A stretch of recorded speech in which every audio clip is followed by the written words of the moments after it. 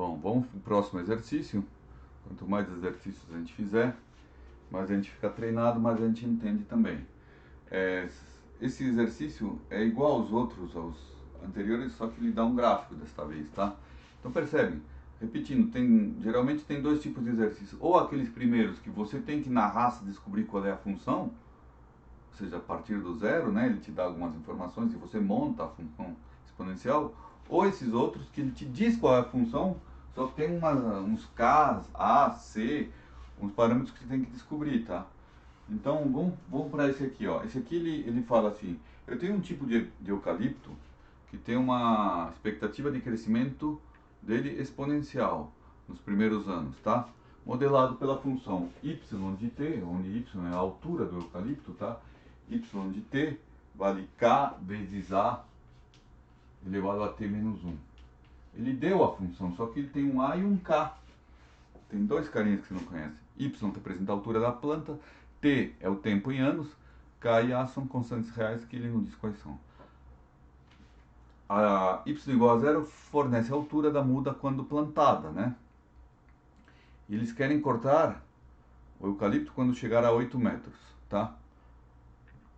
Quando chegar nos 8 metros, tá bom, vamos cortar, não vale mais a pena deixar crescer, porque aí provavelmente o grau de crescimento muda, deixa de ser exponencial, né? Então vale a pena economicamente cortar os eucaliptos. Então ele quer saber quanto tempo entre a plantação e o corte. Se o corte é 8 metros, tá? Fazendo contas, né? Contas algébricas. E ele te deu esse gráfico, tá? Aqui eu tenho, na abscissa eu tenho t, o tempo, em anos, né?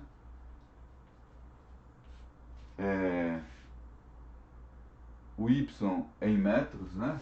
A altura em metros, tá?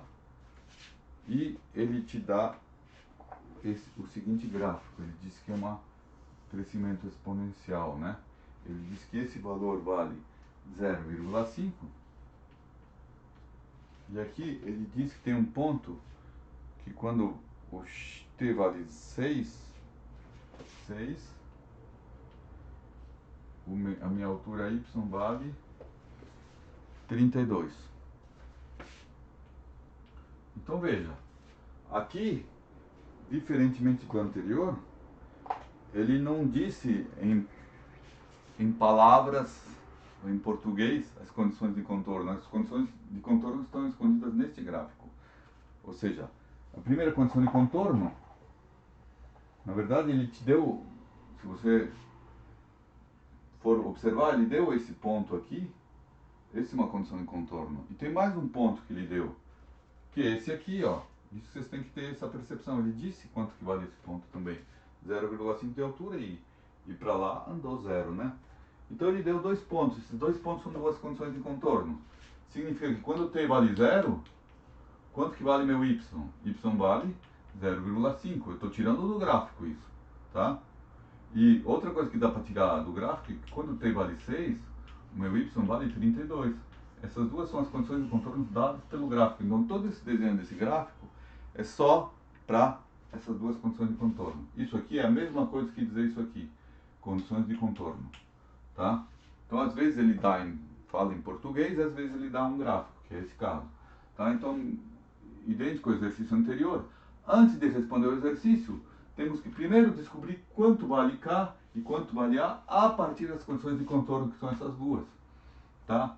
Então, bom, primeira condição de contorno, quando t vale 0, y vale 0,5, ou seja, aqui, quando t vale 0, esse aqui é meu y, ou seja, K vezes A vezes 0 menos 1 igual a 0,5. Percebam que aqui eu tenho K vezes A menos 1 igual a 0,5. Tá? Pausa, só um segundo.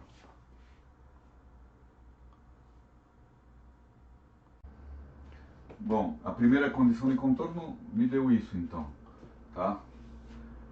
K vezes A elevado a menos 1 igual a 0,5.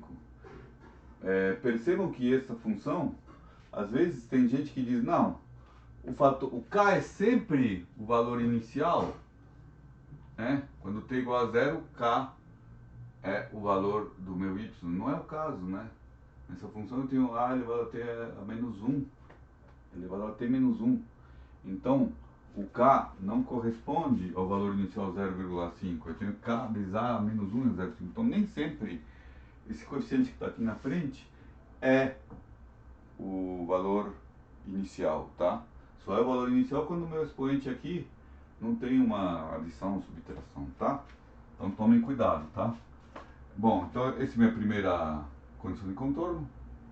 Só sei isso, tá? Não sei mais nada. Vamos ver a segunda condição de contorno. Quando t igual a 6, y igual a 32, ou seja, aqui k vezes a t, que é 6, 6 menos 1, igual a 32. Essa é a minha segunda condição de contorno.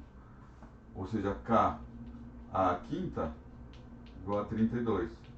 Tá? Então, a partir destas duas condições de contorno, eu consegui essas duas equações. E com essas duas equações aqui, esta e esta, eu tenho um sistema e eu consigo descobrir quem é k e quem é a. De que jeito? Eu vou primeiro fazer o método, por exemplo, eu posso fazer o método da divisão ou da subtração, da substituição também. Eu posso isolar aqui o k e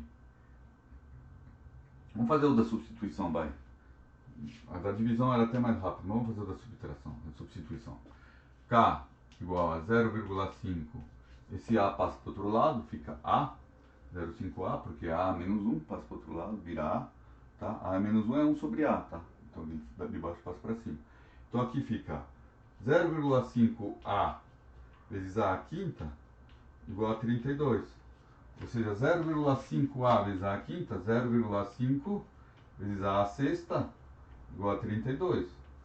Então, quando eu tenho isso aqui é uma equação exponencial. O que eu tenho que fazer? Sumir com esse coeficiente, tá? Para ficar base expoente. Passando esse 0,5 para o outro lado, dividir por 0,5 é a mesma coisa que multiplicar por 2. Então, fica A sexta igual a 32 vezes 2, que dá 64, né? A sexta igual a 64. Desculpa, eu falei besteira. Isso aqui não é uma equação exponencial. É uma equação normal, só que de sexto grau, né?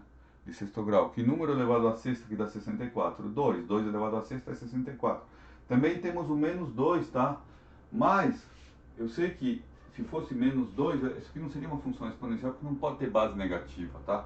Então, eu descubro que A, por essa equação, eu descubro que A vale 2. Porque 2 elevado a sexta é 64. Ok? Então descobrimos o valor de A, daqui a gente descobre o valor de K. K é meio vezes A, logo K igual a 1. Certo? Descobrimos K e A. A igual a 2 e a partir daqui nós descobrimos que K vale 1. Portanto, minha função é K vale 1, não preciso nem escrever, fica 2 elevado a T a menos 1. T menos 1, desculpa. Tá? 2 elevado a T menos 1. Pronto, agora sim podemos responder. Quando é que a altura chega a 8 metros? Tá? Depois de 6 anos chega a 32 metros, mas depois de quanto que chega a 8 metros? Obviamente menos que 6 anos. Vamos fazer a conta aqui. Quando que isso daqui dá 8 metros? Né? Quando que minha altura dá 8 metros?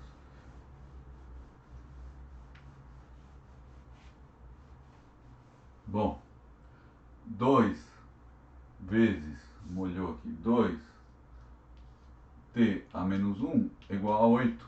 Por sorte, 8 já é fácil passar para a base 2. Fica 2t a menos 1 igual a 2 a 3, né? Logo, t menos 1, t menos 1 igual a 3. Logo, t igual a 4. Ou seja, após 4 anos, eu vou chegar a 8 metros. Tá bom? Beleza? É isso aí, pessoal. Valeu.